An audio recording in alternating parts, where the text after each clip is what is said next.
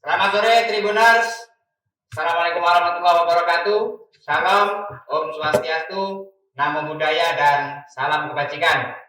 Berjumpa lagi dengan saya, Jaryanto, Content Manager tribunsorong.com.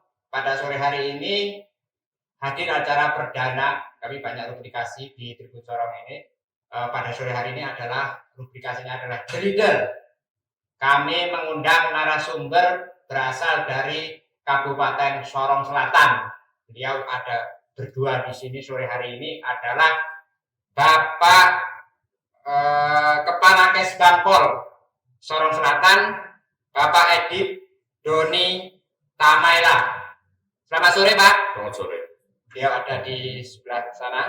Kemudian satu lagi adalah Bapak Michael Momot, Ketua Panitia Pemilihan Majelis Rakyat Papua. Benar, Pak ya? Ya. Selamat sore, Pak. Selamat sore. Selamat datang di studio tribunsorong.com. Ya. Jadi tema sore hari ini adalah kami membahas mengenai Majelis Rakyat Papua. Ya, ini yang hangat. Beliau-beliau ini baru menghadiri kegiatan hari ini menyangkut Majelis Rakyat Papua ini. Nanti adalah ini sebenarnya MRP ini adalah sesuatu yang diamatkan oleh Undang-Undang nomor 21 tahun 2001 tentang otonomi khusus. Ya. Nah, nanti kita akan mengulas ini lebih banyak lagi dengan beliau-beliau berdua di sini. Saya akan ke Pak Edit dulu ya, Pak Edit. Bisa diceritakan nih agenda terbaru dalam rangkaian pemilihan Majelis Rakyat Papua itu sendiri. Silakan, Pak Edit. Terima kasih. Shalom. Assalamualaikum warahmatullahi wabarakatuh. Om Santi Om, Namo Buddhaya, salam kebajikan. Pertama-tama saya ucapkan selamat menunaikan ibadah puasa kepada seluruh umat muslim di wilayah Papua Barat Daya. Ya, selamat sore untuk kita sekalian. Untuk Majelis Rakyat Papua ini adalah suatu lembaga kultur untuk khusus untuk orang asli Papua. Ya, seperti yang dikatakan tadi adalah diamanatkan dalam undang-undang khusus. Iya, pada saat ini kami kemarin tanggal 23 baru dilaksanakan tahap pertama untuk tingkat kabupaten kota, yaitu pelantikan panitia pemilihan Majelis Rakyat Papua dan panitia pengawas pemilihan Majelis Rakyat Papua yang bertempat di Hotel Riyadh Sorong. Ya, besar harapan kami dengan adanya pelantikan ini kami dapat segera melaksanakan rekrutmen dan pemilihan calon Majelis Rakyat Papua yang nantinya ditetapkan menjadi anggota Majelis Rakyat Papua. Dalam hal pelantikan kemarin sampai dengan hari ini masih dilakukan BIMTEK oleh panitia maupun Kesbangpol tingkat provinsi Papua Barat Daya kepada panitia tingkat kabupaten kota yang baru dilantik kemarin tentang tahapan-tahapan pemilihan anggota Majelis Rakyat Papua. Sehingga besar harapan kami dengan adanya BIMTEK ini, selesai BIMTEK ini, seluruh panitia maupun pengawas pulang ke kabupaten kota masing-masing dan dapat melaksanakan tugas sesuai dengan tahapan-tahapan yang telah Ada berapa banyak, Pak, yang dilantik kemarin untuk para panitianya ini? Kemarin itu panitianya berjumlah 8 orang yang terdiri dari 5 panitia pemilihan dan 3 panitia pengawas. Oh. Jadi ada pengawasnya 3, siap. Kemudian 5 untuk panitia pemilihan. Beliau ini menjadi ketua. Oke. Nanti kita ngobrol, Pak Ketua. Tahapan ini sudah mulai berjalan ketika sudah para pengurus dilantik. Ini nanti pergerakan tahapan-tahapannya apa saja sih, Pak? Sampai nanti kemudian terpilihlah para bakal calon ini. Tanggal sekian pendaftaran, kemudian administrasinya seperti apa? Iya. Nanti administrasinya sesuai dengan persyaratan-persyaratan yang akan ditentukan, tapi untuk tanggal dan tahapan sementara dalam proses penyusunan. Oh, masih dalam proses penyusunan. Siap. Itu dan ada ditarget, tapi selesainya kapan gitu? Pokoknya ditargetkan itu harus selesai rampung dalam seluruh prosesnya adalah tanggal 25 sampai 26 Mei. Karena Mei 2023 dan rencanakan akan dilantik pada tanggal 1 Juni. 1 Juni. Wah, berarti dengan waktu yang mepet ya, Pak. Artinya waktunya cukup mepet juga ya. Makanya mana kepanjangan libur ya, Pak. Ya. Artinya ini segera maraton. Siap. Makanya ketika orang lain libur, kami tetap bekerja. Iya. Oke, kita geser dulu ke Pak Michael ya kan. Ya. Pak Michael, ini sebagai ketua tentu ini yang akan banyak pekerjaan tentunya Pak, mengkoordinir dan ini mereka para calon ini kira-kira apa? Ini kan kalau persyaratan lagi disusun Pak. Garis besarnya saja Pak, bagi yang mau mendaftar sebagai calon anggota MRP itu kira-kira gambaran garis besarnya apa sih Pak Michael? Silakan. Ya, dari sisi tahapan kita hari ini baru kita presentasi tentang jadwal. Jadwal berarti kita tetapkan kegiatan yang nanti panitia akan laksanakan. Kami rencana dalam tahapan kita kemarin bahwa dalam jadwal kita akan mulai di hari Rabu tanggal 5. Ya. Itu Sorong Selatan. Tanggal 5 dan akan berakhir tanggal 15. Tanggal 15 itu kita sudah hasilnya itu kita sudah bawa ke provinsi. Nanti penjaringannya di provinsi sampai dengan penetapannya untuk pelantikan tanggal 1 Juni itu tadi. Ya. Sehingga kerja kita untuk tahapan pertama adalah kita bikin pemberitahuan turun ke 15 distrik. Penjaringan dari bawah. Penjaringan dari bawah. Ya, penjaringan dari bawah. Karena komunitas masyarakat adat ada di kalangan distrik. Sosialisasi. Ya, sosialisasi dan pemberitahuan tentang informasi tentang persiapan dalam rangka Masyarakat Adat Papua yang dipilih. Oke. Kita kurang lebih ada 4 orang, laki-laki 2 dari adat dan perempuan. Tim ini. Itu dalam rangka menjaring tentang siapa figur yang terbaik yang nanti diangkat oleh masyarakat adat sehingga dilihat di segi adat dan perempuan. Oke. Dengan tahapan itu yang kita lakukan. Oh, siap. Artinya dengan tim yang ini harus turun ke distrik tadi. Iya, harus turun lagi ke distrik lagi, menyampaikan informasi melalui media, elektronik. Tapi pada dasarnya apakah para tokoh sebenarnya sudah mengetahui MRP ya? Mungkin tapi apakah perlu sosialisasi yang masif agar mereka ini tertarik mendaftar? Ya. Atau memang harus kita kompori dulu mereka mau mendaftar gitu? Kita tetap sesuai jadwal kita hari ini baru presentasi. Ya. Nanti baru kita tetapkan. Penetapan untuk kita per kabupaten itu apa berseragam untuk tanggal itu. Kami Sorong Selatan dalam tahap perencanaan aja Pak. Baru perencanaan ya Pak ya. Oke, jadi kita hari ini mau distrik mana itu belum. Iya Bro. Oke, kita kembali ke Pak Edit. Pak Edit, Kesbangpol sebagai wadah yang memang didapat untuk mengawal ini ya Pak. Ini apa yang sudah dilakukan Kesbangpol jauh-jauh hari sebelum tahapan ini itu tadi banyak pekerjaannya karena digeber sampai harus nanti Juni. Nah ini kan tentu lembur lah Pak. Nah ini apa ya? Ya, palingan seperti apa yang dilakukan ketua panitia, pasti kita terus menghimbau dan kita selalu memberikan informasi kepada masyarakat adat tentang perkembangan MRP ini. Memang seringkali masyarakat datang ke kantor kita untuk bertanya tahapan, tapi kami belum bisa memberikan jawaban yang pasti kapan tahapan itu pelaksanaan. Karena pada saat itu kami juga masih menunggu Pergub. Tapi beberapa waktu yang lalu Pergub sudah sudah keluar, makanya pada saat inilah pelantikan terjadi. Kalau kita bisa bergerak gitu Pak. Tapi Pergubnya sudah ada. Pergubnya sudah ada. Makanya dengan hadirnya Pergub ini maka terjadilah pelantikan panitia. Itu yang menjadi acuan ya Pak. Ya walaupun itu sudah tapi ini harus diperbaharui. Oke, masa bakti MRP ini 4 tahun apa 5 tahun? 5 tahun ya. Siap. Untuk 2023 2028 5 tahun masa. Berkaca kepada yang dengan 5 tahun ini kira-kira mereka ini nanti ya sebagai gambaran garis besarnya ya ini kan anggotanya terdiri dari berbagai kelompok dari mulai adat ya kan kemudian perempuan tokoh-tokoh perempuan iya. Nah ini pekerjaan mereka nanti apa sih Pak kalau bisa digambarkan dijelaskan tugas-tugas para calon MRP ini nanti sebagai mungkin mitra pemerintah juga karena ini lembaga pemerintah. Ya, tugas utama mereka palingnya adalah menyerap aspirasi masyarakat asli Papua dan memperjuangkan aspirasi masyarakat asli Papua. Karena MRP ini merupakan lembaga kultur adat khusus untuk masyarakat asli Papua. Oke, ada slogannya Pak ya, One Culture. Saya lupa ya, ada 3 itu. Ya, sehingga harapan kami ketika nantinya melalui panitia pemilihan ini anggota-anggota MRP yang terpilih itu adalah orang yang benar-benar mempunyai motivasi untuk bekerja, melayani, dan sungguh-sungguh khusus untuk masyarakat. Oke. Kembali ke Pak Michael. Ini ya sosialisasi lagi-lagi Pak, bagaimana mengkader. Tapi pada dasarnya kita sebenarnya sudah tahu nih tokoh-tokoh yang ada di suatu distrik itu sebenarnya Pak ya.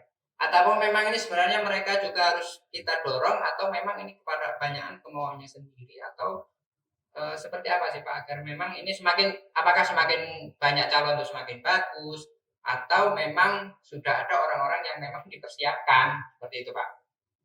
Iya, bicara dari sisi demokrasi. Ya. Kalau kita mau kembali lagi melihat orang tertentu, kita menyalahi. Jadi pertama ya masyarakat pada akhirnya di Osus ke jilid 2 ada perubahan penambahan. Iya. Dalam arti dulu hanya laki-laki satu dari adat dan perempuan satu dan agama satu. Tapi kalau sekarang luar biasa ada penambahan untuk khusus Pokja adatnya itu dua laki-laki dari adat 2 dan dari Pokja perempuan 2. Nah, berarti dari agama juga seperti itu. 2. Itu berarti sudah ada penambahan, berarti dewasa, berarti kepentingan bagi masyarakat adat kita tidak bisa hanya melihat dari jauh dan mengambil, tidak bisa. Kita menyampaikan dulu sehingga merasa bahwa masyarakat diajak. Ya. Dan kita mencari figur yang terbaik. Dan figur yang duduk di lembaga kultur ini tidak seenaknya sih seperti itu. Tapi harus kita seleksi secara baik. Sehingga mendapat bibit unggul yang terbaik untuk duduk yang lembaga kultur itu untuk membawa aspirasi masyarakat itu secara baik. Ya, memang dari sisi kebijakan mudah-mudahan ke depan pemerintah pusat harus berikan kewenangan kepada lembaga kultur ini. Ya. Karena sampai saat ini belum pernah ada itu. Kami berharap pemerintah ke depan harus ada kebijakan yang diberikan. Karena mereka hanya menampung aspirasi, menaikkan aja. Artinya punya kewenangan lebih Tribunus. Ya, ada punya kewenangan. Ya. Tentu. Bukan hanya sekadar lembaga yang punya stempel saja gitu Pak ya. Artinya mereka juga punya sesuatu, punya program yang juga turut andil. Ya, turut andil. Tapi baik tentunya di pemerintah itu daerah bahkan pun di pemerintah pusat. Iya, pemerintah daerah dan pemerintah pusat. Artinya skalanya bukan hanya skala daerah saja Pak ya, kita perluas gitu ya. Perluas ya. Oke, kalau kita membahas masalah penjaringan mencari sosok-sosok terbaik tadi Pak, tentu kita punya berkas administrasi mereka ini tentu seleksinya memang kita harus memang seleksi mungkin, sedemokrasi mungkin tadi disampaikan oleh Pak Michael. Ya sudah dapat kisi-kisinya belum Pak? Atau memang baru mau kita susun lagi? Dapat titik ya. Mudah-mudahan dengan jadwal kita hari ini, ketika penetapan sudah oke, kami turun di daerah dengan Kesbangpol, ya kita langsung melakukan rapat dan kita sosialisasi. Siap. Baik secara dekat maupun bahkan jauh. Karena daerah Sorong Selatan ini ada di 2 wilayah, daratan dan pesisir. Memang jangkauan cukup panjang. Iya, cukup luas Pak ya. Luas. Oke, kalau memetakan daerah-daerah ini dengan tim yang ada ini Pak, 4-5 yang bergerak ya kan. Mungkin kalau Kesbangpol membackup dalam hal apa ini Pak? Ya, paling kami membackup soal pertama mungkin penganggaran. Dana Pak ya. Dana, siap. Oke. Ya, juga mungkin dalam membantu panitia kami punya staf juga semua siap. Personil ini dikerahkan ya. Ya kan? Untuk membantu panitia yang jumlahnya cukup terbatas dalam waktu yang singkat. Dalam waktu yang singkat. Siap. Oke. Dari penganggaran ini berarti sudah jauh-jauh disiapkan dong Pak. Walaupun ini lembaganya, panitianya baru terbentuk hari ini, tentu kita sudah siapkan jauh-jauh hari gitu. Siap. Oke. Nah, kemudian secara pendampingan lagi Pak ke depan. Ini kolaborasi menyukseskan pemilihan ini. Nah, ini seperti apa kira-kira? Adakah tantangan atau hambatan khusus ya dari BIMTEK? Kenapa butuh BIMTEK? Ini tentu ada sesuatu hambatan dan tantangan dan bagaimana mencari penyelesaian seperti itu Pak. Ada nggak? Iya, kalau dalam tantangan pasti ada. Makanya dibutuhkan BIMTEK. Supaya dengan BIMTEK ini kan pengetahuan panitia melebihi daripada yang lain. Oke. Iya, supaya kan ini kita membuka wawasan panitia juga dengan tata cara kerja. Sehingga ketika bekerja itu tidak menyalahi aturan. Terutama itu dulu, supaya norma-norma hukum itu dijaga utama. Siap. Oke. Kemudian Pak Michael lagi. Ketika nanti dari sekian tahapan seleksi administrasi Pak, berkas dan lain sebagainya, ada mungkin tes wawancara juga nggak gitu Pak? Sampai terakhir nanti gitu. Pasti dari sisi ketentuan persyaratannya pasti nanti kita akan tetapkan sama-sama pada saat BIMTEK ini. Sehingga ya mungkin dilihat dari sisi kesehatan, ijazah, kelakuan baik, dan lain-lain peserta potensial. Oke. Nah, kalau seandainya nih Pak, seandainya ini pesertanya di suatu distrik itu belum memenuhi, gitu. Ya. Apakah seadanya saja? Ini antisipasi seandainya atau minimal nanti biar kita mudah seleksinya. Kalau Pilkades itu harus ada syaratnya 5 yang kalau nggak ada ya kita perpanjang lagi seperti itu katanya. Kalau di sini Pak mungkin pendaftarnya di distrik tertentu itu cuma 1, padahal kita butuhnya lebih dari 1 gitu. Apakah ada mekanisme yang lain gitu Pak? Memang secara teknis memang disampaikan kemarin kita bentuk awal oleh panitia bahwa memang yang dibutuhkan 5 orang. Nah, betul. Tapi ada cadangan yang disiapkan juga nih. 10 artinya. Jadi 10. Di satu distrik. Di satu distrik di Ramu, dan nanti teknisnya ada di kabupaten. Dan pasti kita dapatkan itu harus ada 10 orang. Dalam arti 5 itu berjalan. Nanti baru kita lihat kalau misalnya dia mengalami kekurangan, ada cadangan. Ada kekurangan tetap lain-lain, pasti itu yang kita datanya ada di provinsi. Jadi per distrik 10 ya Pak? Enggak. Atau akumulasi dalam satu kabupaten? Dalam tingkat kabupaten. Dalam kabupaten ini akumulasinya 10. Siap. 5 bakal calon tadi, 5 cadangan. Kalau sewaktu-waktu ada halangan atau kesehatan dan lain-lain. Oke. Jadi ini memfilter dari semua kabupaten. Distrik. Siap. Artinya tidak melulu bisa jadi distrik itu nggak ada juga ya Pak ya? Nggak ada persoalan ya Pak ya? Iya, tidak ada. Oke, tapi di keterwakilan di dalam kabupaten ini itu tadi juga. Siap. Oke. Kemudian berbicara mengenai tugas secara pokok ya Pak, kalau di dalam amanat yang dibintekkan tadi ya Pak, mungkin sudah ada tugas-tugas dari MR. Kalau ini saya masih awam juga, kalau yang dari luar Papua nih, saya dari luar Papua agak awam juga Pak. Apa sih tugas-tugas ke depan yang mungkin menjadi tadi kewenangan ya? Kalau tadi minta ada suatu kewenangan tambahan yang itu lebih punya power. Nah, dari besarnya saja Pak, tugas-tugas ini apa saja sih para anggota Majelis Rakyat Papua ini, gitu Pak? Untuk tingkat kabupaten ya. Nah. Ya, karena menyangkut MRP Majelis Rakyat Papua ini, memang kami ikuti selama ini tugas kewenangan belum bisa disalurkan secara baik, hanya memasukkan saja. Nah, ini mereka ini harus dibawa dalam forum-forum tertentu untuk menyampaikan aspirasi masyarakat itu. Rata-rata mereka hanya menerima masyarakat, mereka menyampaikan aja, tapi tidak pernah ada diberi secara baik. Nah, ini ke depan yang tahun 2023, 2028 ya mudah-mudahan ada punya feedback mereka itu ada. Dalam arti ada rasa tanggung jawab begitu. Rata-rata MRP yang dibentuk sejak 2021 sampai dengan hari ini sedikit dipandang dari situ. Ya, artinya dari segi peran Pak. Kita mau melihat peran aktifnya ini yang mereka sudah ada kemarin. Ini apakah hanya sekadar rutinitas saja atau memang itu tadi memang perlu kita dorong dari regulasinya itu? Mungkin dari Pak Edit bisa ditambahkan. Iya, kalau dengan tugas MRP itu palingan kan mereka memberikan pertimbangan, masukan kepada gubernur atau persetujuan terhadap pertama pasangan calon gubernur dan wakil gubernur yang adalah itu yang utama Pak ya. Asli Papua. Terus juga mereka memberikan pertimbangan terhadap pemilihan anggota DPR provinsi maupun kabupaten kota yang adalah khusus orang asli Papua. Mereka memberikan pertimbangan kepada pemerintah terkait dengan kerjasama antara pemerintah dengan lembaga swasta atau dengan apa. Itu ada pertimbangan. Iya. Jadi itu karena lembaga kedua ini mereka selalu memberikan pertimbangan kepada pemerintahan atau pemerintah yang lain hanya khusus terkait dengan hal-hal yang berkaitan dengan orang asli Papua, terutama tingkat kesejahteraan orang asli Papua. Iya. Artinya ini sebenarnya secara peranan ini harus sebenarnya sudah dominan ya Pak ya. Siap.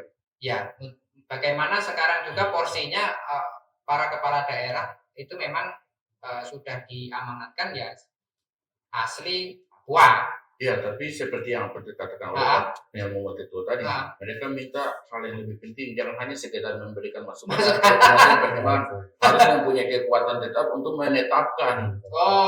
Oke. Jadi bukan hanya sekadar kasih saran usulan saja sebenarnya ya. Pertimbangan, tapi harus ada mereka mempunyai kuasa untuk menetapkan tertentu memberikan menetapkan. Oke, kalau secara politisnya ya kita kembali lagi Pak ya. Kalau masalah seperti itu tentu karena ini kepala daerah ini urusannya politis. Nah, sementara di MRF ini adalah berkaca kepada culture ya kan, mungkin pada seperti itu. Apakah ini juga mungkin bisa perlu berkolaborasi dengan partai-partai politik mungkin komunikasinya itu Pak. Siap. Pak Edit mungkin bisa sampaikan. Ya, saya pikir kalau hal itu ya pasti Ya. MRP harus berkolaborasi dengan DPR. Iya. Apalagi dalam hal kepala daerah ya sudah pasti karena kepala daerah ini pasti yang punya partai. Ya. Jadi mau tidak mau harus berkolaborasi dengan partai politik. Ya, lagi-lagi tadi mungkin kewenangannya selalu terbatas hanya sebagai urun-urun saja. Gitu. Iya. Oke.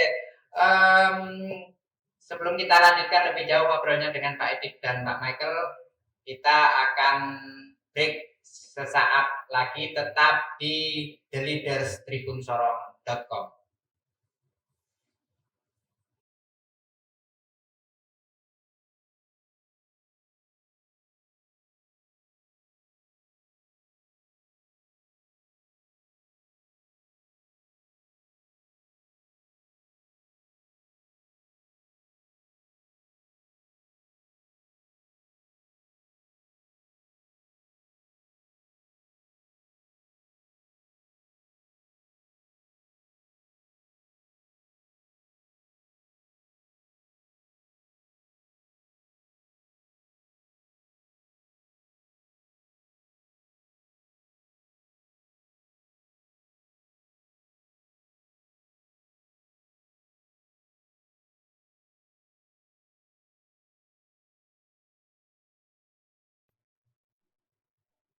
Oke, Tribuners, masih bersama kami di theleaderstribunsorong.com.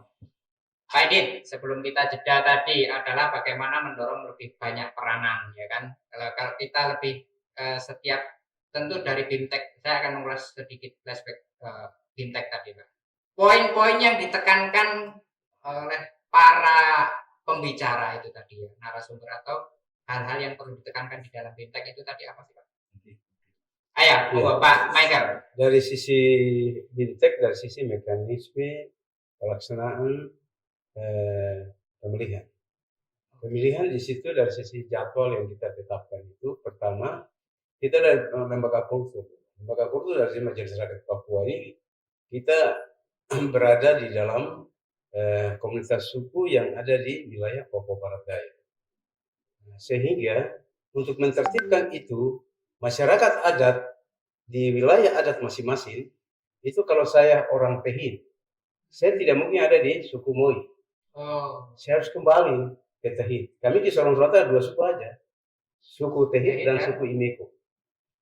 Kami di daerah daratan besar dan mereka di daerah pesisir. Sehingga kultur ini yang kita lihat, sehingga kita tidak boleh mencaplok hak daripada masyarakat kultur itu sendiri yang ada di sini. Karena di Papua sudah dibagi suku-suku yang ada di sini. Itu yang perlu diperhatikan yang bagus, sehingga tidak terjadi monopoli. Sehingga benar-benar aspirasi orang Moi, betul orang Moi yang ada di kabupaten bahkan pun yang ada di kota Sorong. Ya, itu berarti kita tidak ada kultur lain yang masuk, tidak bisa. Ini perlu dijaga sehingga tidak terjadi diskomunikasi ataupun tidak terjadi kecemburuan, tidak boleh. Kita kembali pada waktu sebenarnya kembali pada awalnya kita. Kita ada di mana? Saya bertemu dari mana? Posisi masing-masing lah Pak. Posisi masing-masing. Tidak bisa kita ikut mencaplok hak adat itu pada mereka yang ada di sini. Ya. Kalau orang lain ada 2, kabupaten dan kota. Benar-benar harus mereka dilakukan. Pemberdayaan mereka ini muncul. Terima kasih untuk pemerintah pusat sehingga mengangkat kembali komunitas masyarakat. Terima kasih kepada pemerintah membalikan lagi bagaimana masyarakat adat ini punya sesuatu yang memang harus dipertahankan terus. Lalu berikutnya Pak, yang ditekankan lagi di dalam BIMTEK itu mungkin tantangannya, kalau ada hambatan tantangannya ini seperti ini. Ini bukan menjadi tantangan, tapi sebenarnya ini menjadi sesuatu yang memang harus kita selesaikan misalnya gitu Pak. Iya, tantangan ataupun hambatan itu bagian dari tantangan untuk kita maju. Ya, merubah pola yang terkebelakang kembali ke depan. Sehingga orang Papua itu benar diperdepankan. Itu yang terjadi. Nah, jadi dalam arti mereka maju dan mereka merasakan manfaat daripada otsus itu sendiri. Iya. Itu yang mereka rasakan. Ini berarti pemberian kesempatan bagi mereka yang ada di kampung, ada di dusun, mereka itu hampir tampil ke depan. Mereka bisa berbicara. Cuma dari segi kriteria nanti kita lihat dari status. Panitia mengkaji dengan ketelitian yang bagus karena kita salah, aturan hukum ada di punya kita, itu tidak sembarang. Iya. Nah, ini yang kita jaga di baik. Harus difilter benar-benar. Ya, kita teliti baik. Ya. Walaupun waktu singkat, tapi waktu singkat kita utamakan dengan baik. Siap. Pak Edit, kalau ada yang mau ditambahkan dari itu tadi bagaimana ini proses yang begitu singkat tadi, tanda tentu menjadi, tapi penekanan itu tadi yang mungkin dari Kes Bangpol perlu disampaikan lah. Iya, bagi kami seluruh masyarakat asli Papua yang ingin untuk menjadi calon anggota MRP mempersiapkan diri sebaik mungkin untuk melewati tahapan-tahapan pemilihan yang akan dilaksanakan. Juga harapan besar kami kepada seluruh panitia pemilihan maupun pengawas untuk bekerja jujur, profesional, dan independen, sehingga kita bisa menciptakan kader-kader asli Papua yang duduk di lembaga kultur ini yang benar-benar bisa memperjuangkan hak dan martabat orang asli Papua itu. Itu tadi ulasan kita sore ini mengenai Majelis Rakyat Papua. Kita belum bisa berbicara banyak karena ini baru prosesnya pun baru dimulai, ya kan, baru mau start, ya kan, tangga-tangganya pun kita belum tahu. Bagaimana updating nanti dari perkembangan tentang pendaftaran jumlah pesertanya tetap kita tunggu, nanti kita update dari Pak Edit, ya kan, teman-teman kita di lapangan mengupdate sudah berapa banyak pendaftarnya, jadi seperti itu, seberapa besar animonya. Demikian ya Pak, sudah disampaikan oleh Pak Edit bagaimana mengimbau agar ambil bagian di dalam proses pemilihan MRP khususnya di Kabupaten Sorong. Oke. Demikian The Leader pada sore hari ini. Terima kasih Pak Edit. Terima kasih Pak Michael. Saya Daryanto pamit undur diri.